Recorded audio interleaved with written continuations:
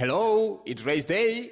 So I've been putting together this whole VR app concept so that you can see what you can do by just importing a couple of frames from Figma or groups from Figma to ShapesXR, and by adding a couple or 3, 4 interactions so you can play around with the UI and navigating through scenes and see and have an actual prototype working in minutes.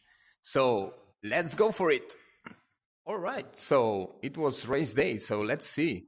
Here is the design that I've imported from Figma, and a scene with a skybox and the panels and a 3D object here. As you can see, that's the track. So we have here a main panel and a menu and a right column here with some interactions, as you can see. It's been made in Figma and imported here with just one click, pretty easy.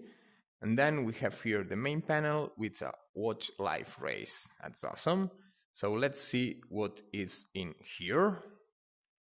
Okay, so now I'm in the actual car. It looks like I'm in the race. So let's imagine that you can actually see a Formula 1 race in 360 degrees as if you were the driver. That would be awesome. I would definitely pay for that service.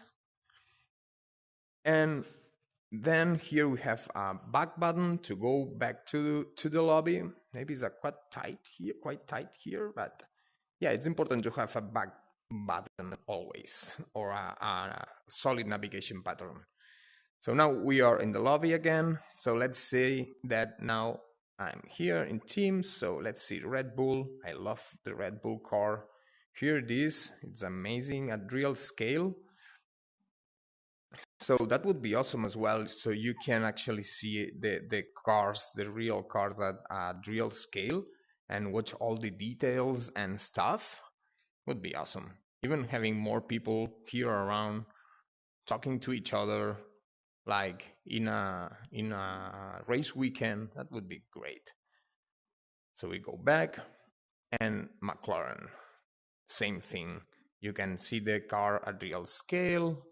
If you go to the car, you can see the car itself, so all the details.